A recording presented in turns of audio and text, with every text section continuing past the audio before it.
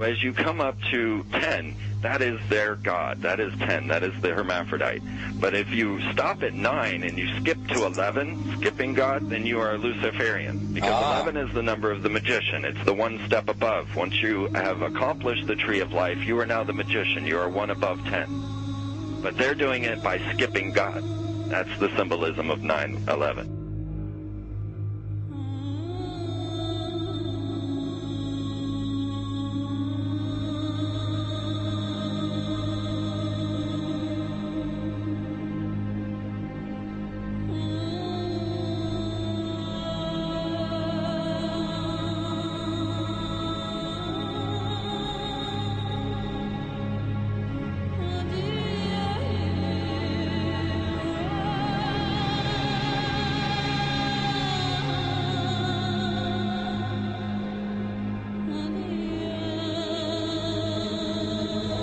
It is a big idea, a new world order.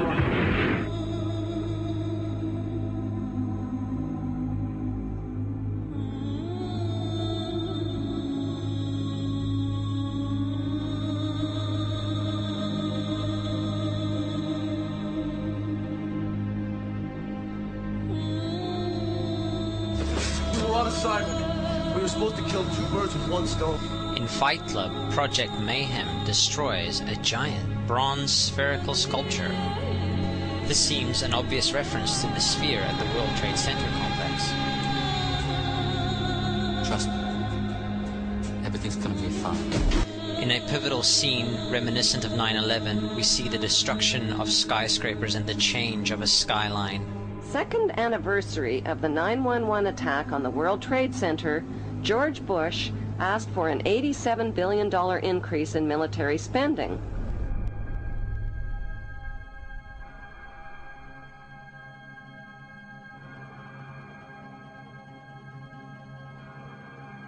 In 1904, Crowley would receive the Book of the Law soon after meditating in the King's Chamber of the Great Pyramid.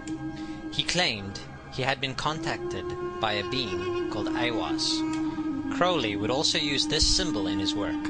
Some of its meanings are said to include a reference to the number 77 in Hebrew and a connection to the god Pan. Crowley made this drawing of a non-human intelligence he saw during a ritual.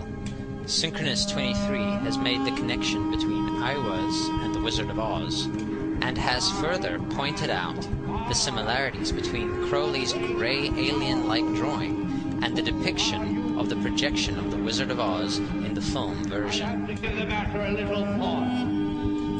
The much overlooked theory has been put forward on the internet that when we are looking at George W. Bush, we are actually seeing Aleister Crowley's grandson. I have suggested that this video footage of George W. Bush reading The Pet Goat, coinciding with the start of the 9/11 mega ritual, is in fact a dedication of the 9/11 mega ritual to the great god Pan by Aleister Crowley's grandson.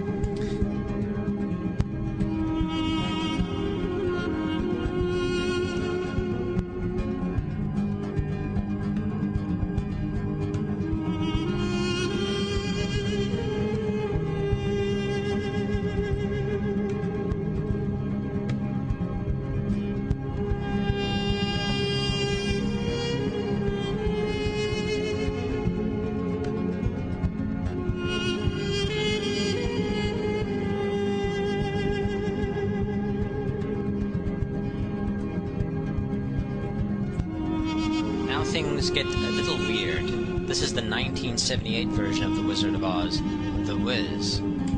Again, we see the Emerald City connected to New York. On arriving at the end of the Yellow Brick Road, Dorothy and her companions go through the circular portal.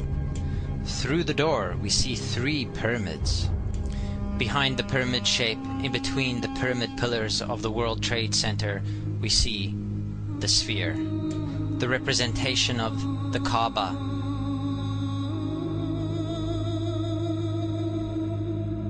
The inhabitants of Oz dance around the sphere in ritualistic fashion. Fashioned in giant letters over the dome of the sphere, we see the word Oz. Oz, symbols of Pan and Aiwass, seen smack at the heart where the new Aeon was ushered in, and and where the Stargate was opened.